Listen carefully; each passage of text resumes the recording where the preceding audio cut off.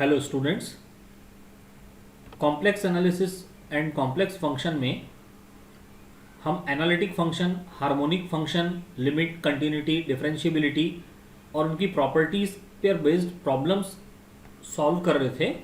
तो उसी कंटिन्यूएशन में आज हम देखते हैं प्रॉब्लम्स।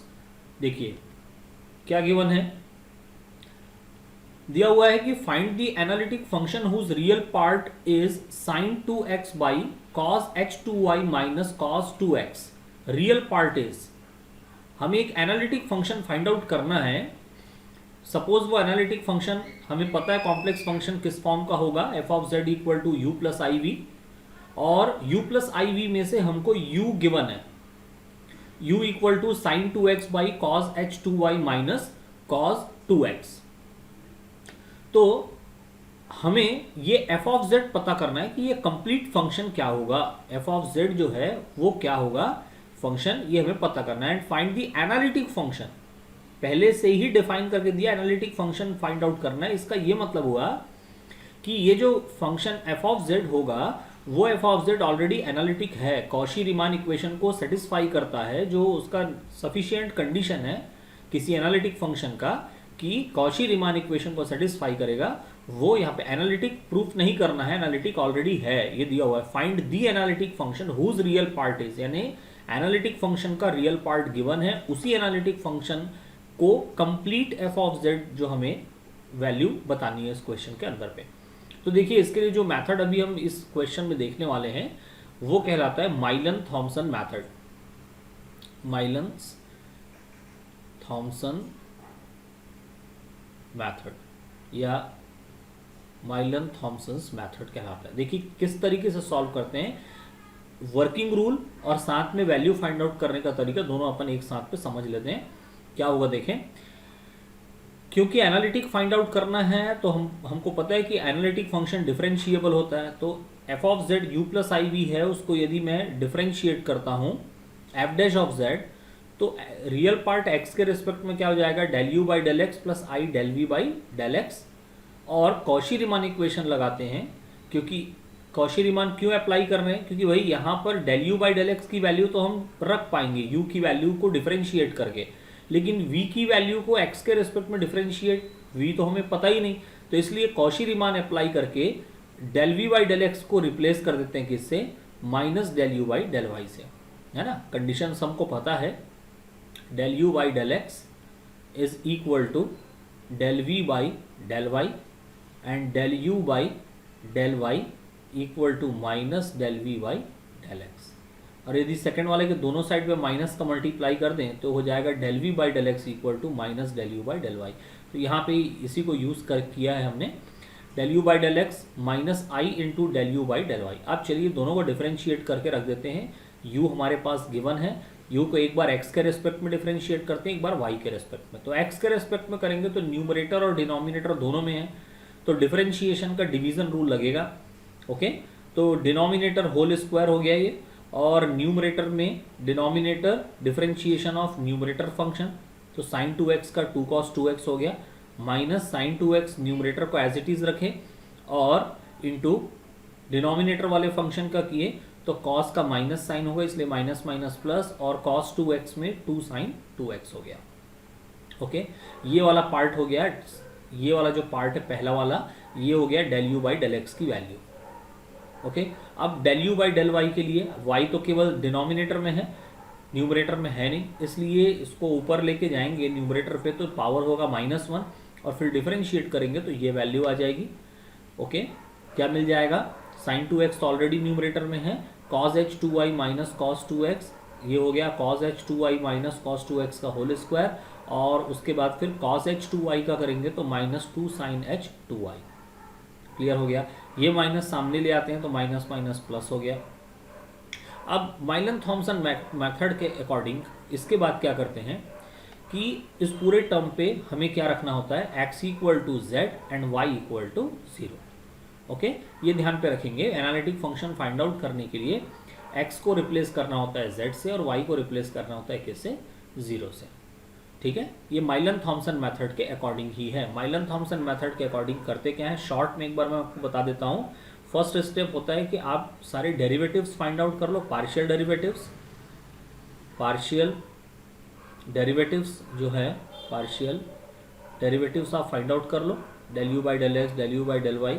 और उसके बाद फिर आपको करना क्या होता है, सपोज आपके पास del u by del x है, तो del u by del x को हम लेते हैं phi one of x y, और del u by del y जो है उसको हम अज्यूम कर लेते हैं क्या, phi two of x Y.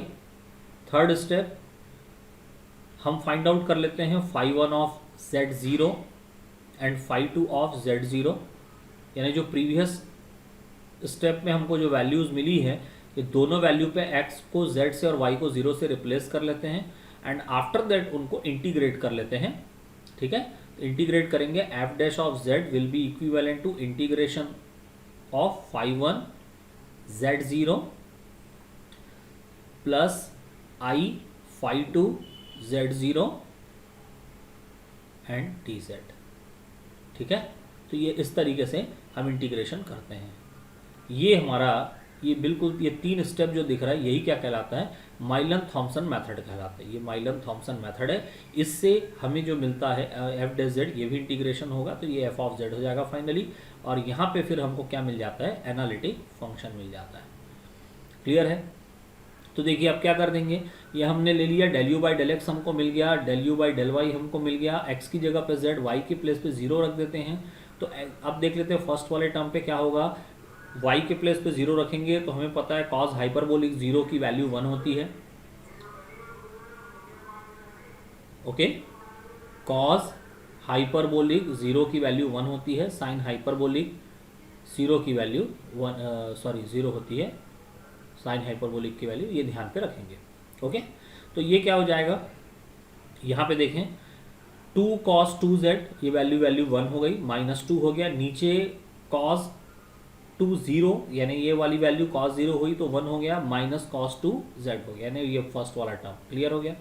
Second वाले पे क्या होगा, sin 2x, यहाँ z रखना है तो 2 sin 2z आ जाएगा, sin h 2y, तो अब ये वाली वैल्यू तो पूरी की पूरी क्या हो गई, ठीक है, y के प्लेस पे आपको 0 रखना है, इसलिए ये इमेजिनरी पार्ट पूरा का पूरा 0 हो गया, i इंटू 0, बस आपके पास यही पार्ट बचा। इसमें भी हम cos 2z माइनस 1 हो जाएगा, 2 को कॉमन लेंगे तो, और नीचे स्क्वायर है तो हम ऑर्डर चेंज कर सकते हैं, या ऊपर यदि हम ऑर्डर चेंज कर लेते हैं तो -2 divided by 1 minus cos 2z बचेगा, 1 माइनस cos 2z पे 1 माइनस cos 2 थीटा अप्लाई करेंगे तो ये 2 साइन स्क्वायर थीटा में कन्वर्ट हो गया, 2 और 2 एलिमिनेट हो जाएंगे, 1 बाई साइन होता है cosec, तो ये हो गया आपका माइनस cosec स्क्वायर जेड, और ये एफ डैश जेड की वैल्यू है।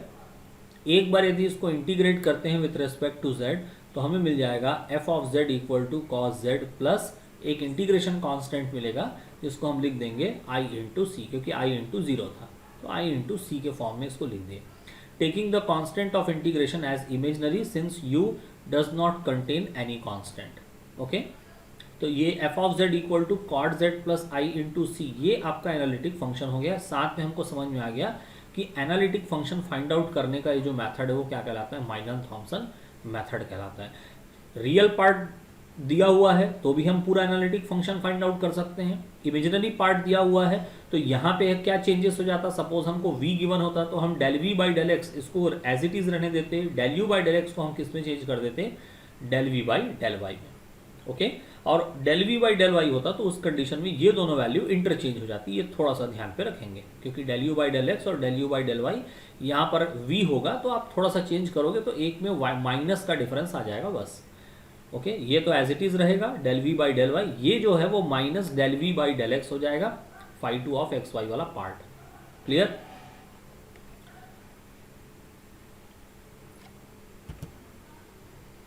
ओके, चलिए नेक्स्ट क्वेश्चन पे आ जाते हैं।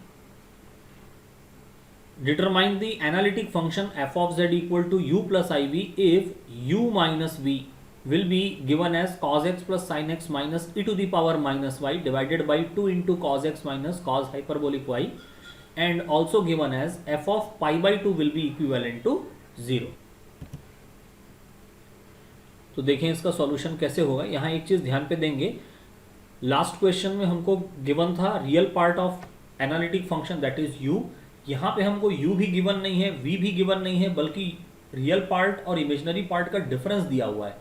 तो ना तो यहाँ से सेपरेटली हम v समझ पाएंगे क्योंकि i कहीं पे भी नहीं दिख रहा है जिससे हम सेपरेट समझ सकें, और u भी हम नहीं समझ पाएंगे। तो ये u और v का डिफरेंस दिया हुआ है। तो देखिए इस टाइप के प्रॉब्लम को कैसे सॉल्व करेंगे। इंडिविजुअल u या v दिया है तो सीधे सीधे हम माइलन थॉमसन मेथड का रूल अप्लाई करेंगे। Phi 1 x y, phi 2 x y, और x और y को z और 0 से रिप्लेस करके फाइनली इंटीग्रेट कर देंगे। लेकिन अब इसमें देखिए क्या करना होगा।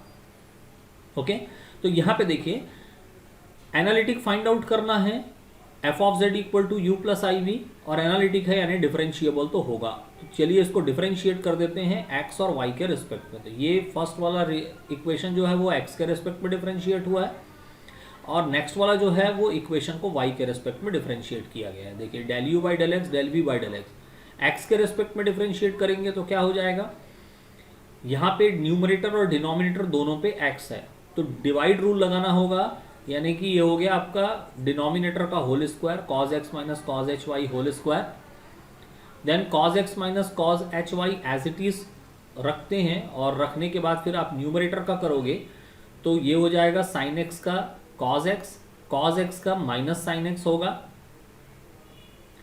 Minus e to the power minus y, तो ये वैल्यू 0 हो जाएगी। आफ्टर दैट फिर cos x plus sin x minus e to the power minus y as it is रख के cos x minus cos h y का करेंगे। तो ये सिंप्लीफिकेशन करके डिफरेंशिएट करके आप इजीली देख सकते हो, आपको ये पहला वाला इक्वेशन भी मिल जाएगा। ओके, एंड आपको इसी तरीके से ये सेकंड वाला इक्वेशन भी मिल जाएगा। फर्स्ट वाले इक्वेशन को हमने डिफरेंशिएट किया है x के रिस्पेक्ट में, देन u माइनस वी को हमने डिफरेंशिएट किया है y के रिस्पेक्ट में, ये with respect to x partially differentiate हुआ है, ये with respect to y differentiate हुआ है, और उसके बाद फिर यहाँ पे हमने कॉशी रीमान अप्लाई किया है, del u by del y equal to minus del v by del x, and del v by del y equal to del u by del x. Okay, clear है ये। तो अब इसके बाद फिर देखें सब्ट्रैक्टिंग 2 फ्रॉम 1, ठीक है, 2 को 1 से सब्ट्रैक्ट कर देते हैं। तो 1 से सब्ट्रैक्ट करेंगे तो हमको वैल्यू क्या मिल जाएगी, सब्ट्रैक्ट करेंगे तो हमको क्या मिलेगा, सब्ट्रैक्ट करने पे ये माइनस माइनस प्लस हो जाएगा, तो del u by del x, del u by del x two del u by del x हो जाएगा, और सब्ट्रैक्ट करने पे ये plus del v by del x होगा, इसलिए del v by del x से del v by del x eliminate हो जाएगा। ये लेफ्ट साइड हुआ। राइट साइड पे क्या हो जाएगा, राइट साइड पे देखिए पहले पूरा ये वाला टर्म लिखा हुआ है, ओके, और आफ्टर दैट फिर आपके पास जो नेक्स्ट वाला टर्म है वो लिखा हुआ है। तो अब आप देखो कैसे हो जाएगा, sin x minus cos x cos h y plus 1 minus e to the power minus y sin x,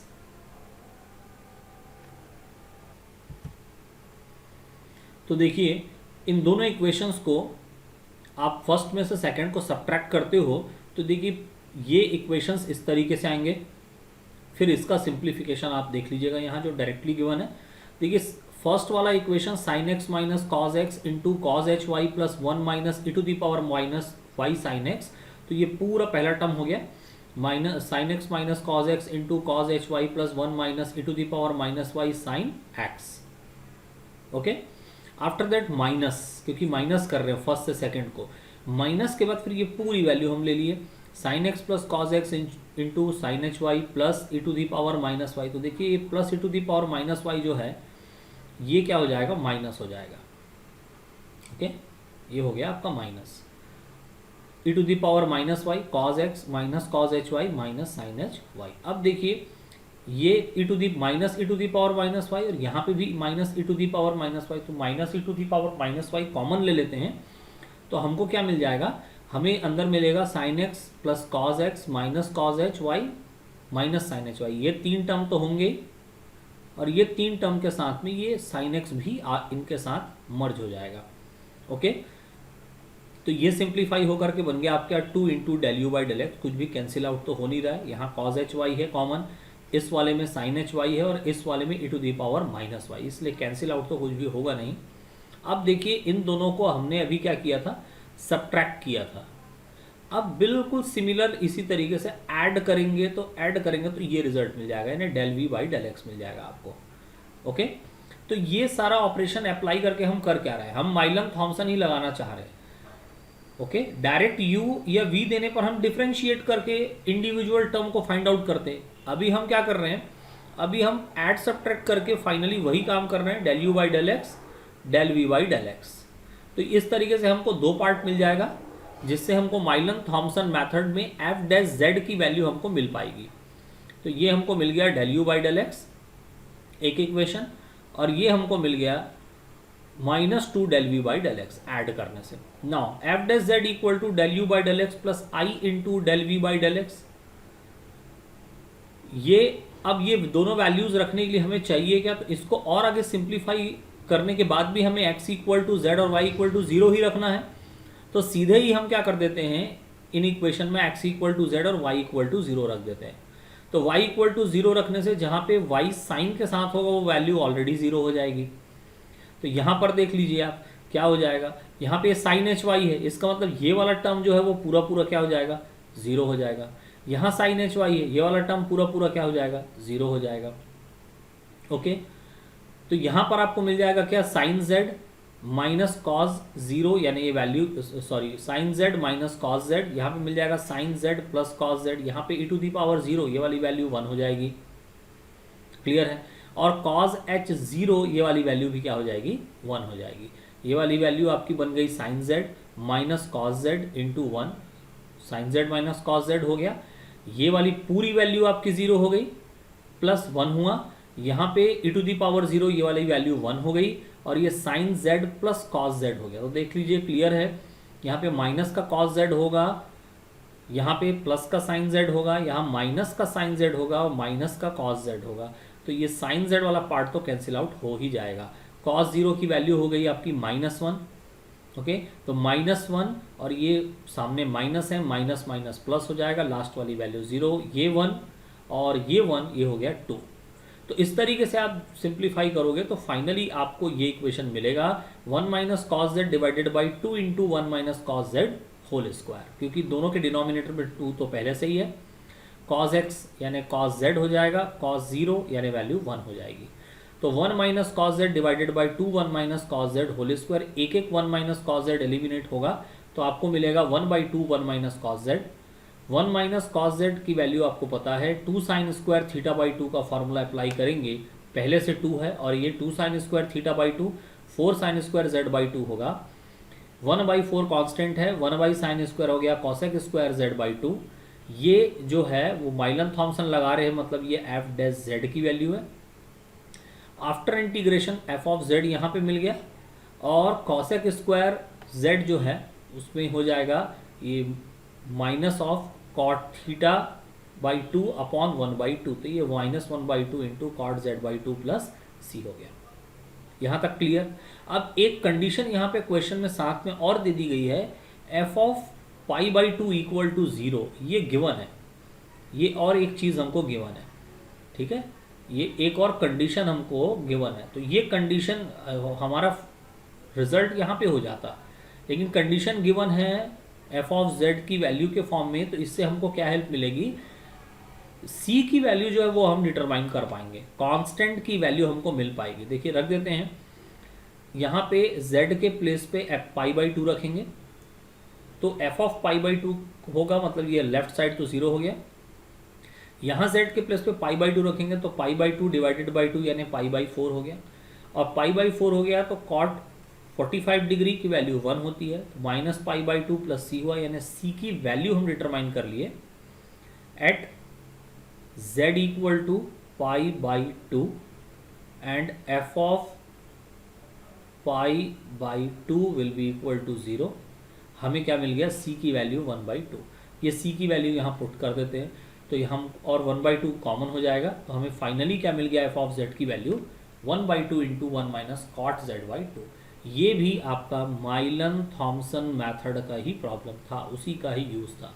तो देखिए दो टाइप के कंडीशन देखें, एक हमने देखा कि इंडिविजुअल u या v देगा तो कैसे हम उसको कैलकुलेट करेंगे, और एक हमने देखा कि u माइनस वी या u प्लस वी इस तरीके की कंडीशन देगी तो हम उसको कैसे माइलन थॉमसन मेथड अप्लाई करके क्वेश्चन को सॉल्व करेंगे। दोनों इंपॉर्टेंट क्वेश्चन हैं, इसलिए ध्यान से इसका सॉल्यूशन देखिएगा और इसको मोर देन वन टाइम इसको अच्छे से प्रैक्टिस कर लेंगे।